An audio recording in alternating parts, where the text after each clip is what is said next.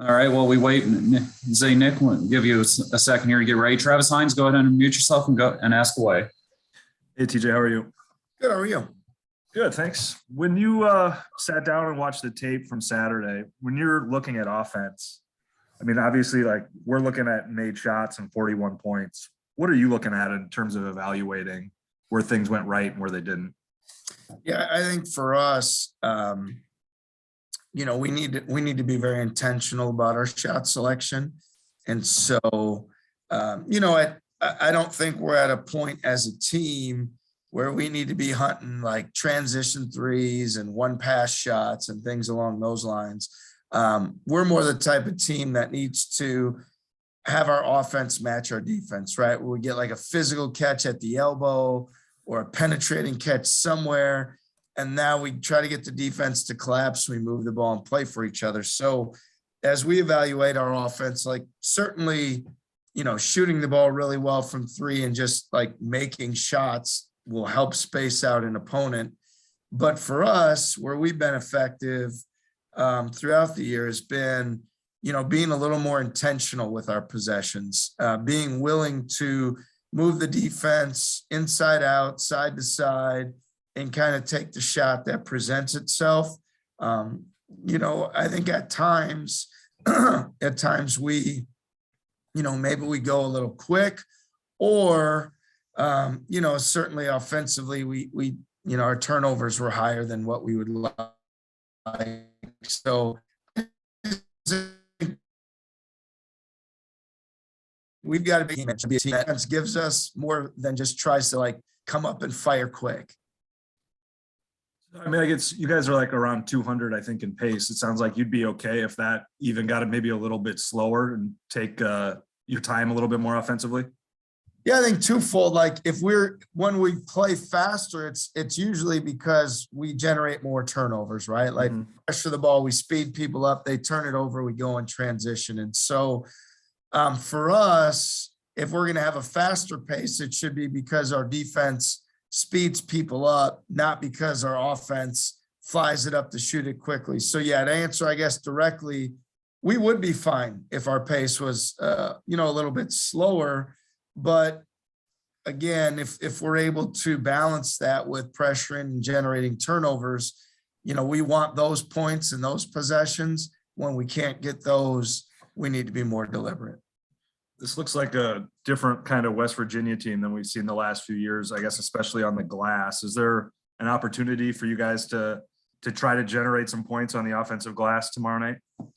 Yeah, I mean, that's something that we need to be intentional about. I think part of it is what you were talking about right there too, is the shot selection, right? Is if our guys know where the shots come from, that gives us a better chance to be in position on the offensive rebounding side of things. So when you shoot it quick, and you're kind of caught off guard, it usually doesn't give you that same opportunity to be on the offensive board. So that's certainly an area we feel like we can be effective, productive, and an area where we need to get some extra possessions and some easier baskets. Thanks, TJ. Thank you. Once again, if you have a question, please use the raise hand button in the participant panel. Our next question will be from Nick Osen. Nick, go ahead. Hey, good morning, TJ. Obviously, West Virginia is, one of the few conference teams you haven't faced yet. What advantages might that give Iowa State, as they haven't faced your ball pressure, your high focus on turnovers per se, but also maybe disadvantages as, the team hasn't faced the Mountaineers that are kind of known for their physicality in general at their place, absolutely needing a win tomorrow night. Yeah, I mean, look, I don't know about advantage, disadvantage. You mentioned some things that will be true. Like both teams are, needing a win. We need to be the team that's more desperate and urgent to do that. Because we haven't played them yet, we know full well that, especially at their place, their physicality, regardless of what numbers say, they're a very physical team and they play a lot of guys, and Coach Huggins demands that physicality in a lot of different aspects. And so we've got to be ready for that. I'm sure on their side of the ledger, they know that we turn people over at a high rate. So they're going to be focused on, not allowing us to do that, and so we've got to be who we can be, which is, that team that pressures the ball and generates those turnovers. That certainly helps us offensively. And so I don't know, obviously they've lost some games here, and, we're coming off a couple losses ourselves. So I tend to think in those situations, the teams that have more urgency on all fronts end up finding themselves in position to be successful. And that's what we've really been preaching in practice today and as we've gone through our film work. Thank you so much. We'll go back to Travis Hines. Travis, go ahead. TJ, how are you guys, I guess, from a health standpoint with trying to play so physical and being now kind of in the real grind part of the season here with the finish line still a little ways away, but a lot of tread off the tires already? Yeah, that's the challenge, right? Every day is trying to find that right blend of embracing that physicality and those habits that we need to have to be successful, and then, balance it with the right amount of rest so our guys feel good and energized going into the games.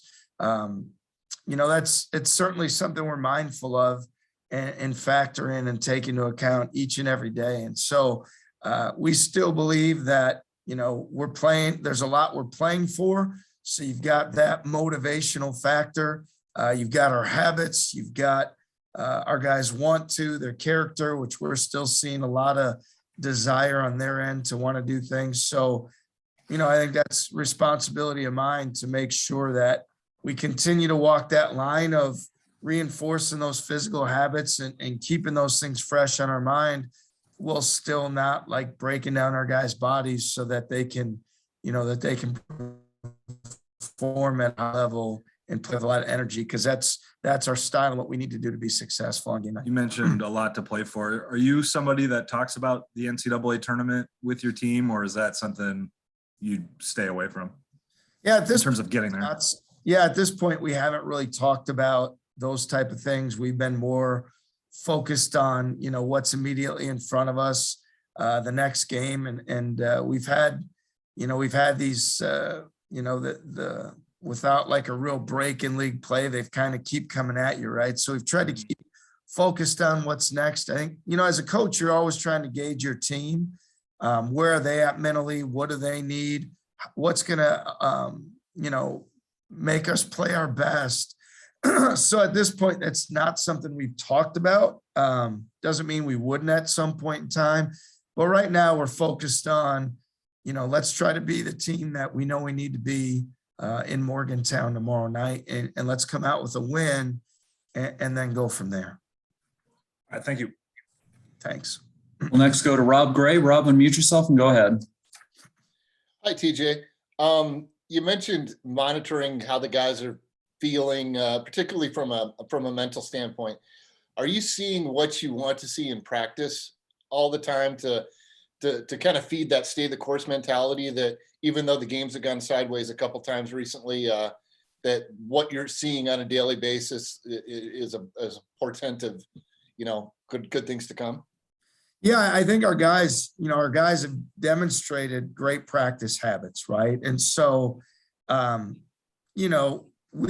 you look at really what's transpired even recently, like in the games in the league, there's really three, maybe even a fourth team in our league that could have a chance to win the whole thing, right? And so even though we realize, like, in practice every day, our guys are doing a great job of embracing those habits, there's certain nights out there where, we're playing teams that are good enough to win the whole thing. And so, like, your margin is so small, and then one tough shot, one turnover can change the whole game. And I don't think it's a big secret. We haven't demonstrated the offensive firepower to withstand those type of situations. So every game in the Big 12 is really tough. We've played some of those teams. We've gotten some of those games, I hate to say, out of the way against those teams that are really some that are in that position to have a chance to win it. And so I think our guys, they've stayed positive in practice. I think they're aware of who we need to be as a team and what we need to do. They have practiced hard every single day. Certainly there's a mental component to, we all want to win and everybody feels better after a win. But at the same time, our guys know that like, this is the best league in the country. You're going to have some of those nights, and we've had some, and we just need to continue to embrace our mentality and our mindset and who we can be, because, we don't have any other choice. There's not another team we can be. There's not an adjustment. There's not a different way to do it. It's be better at what we do. Thanks, TJ. Thank you. All right, Peter Jackal from the Racine Journal-Times, go ahead. Coach, this is a very general question, but can you talk about the contributions that Tyrese Hunter has made during the year, making the transition from high school to playing for you right off the bat? Yeah, Tyrese certainly has embraced everything we've asked of him. I mean, it's no small task to come into this league as a freshman and nonetheless start at the point guard position.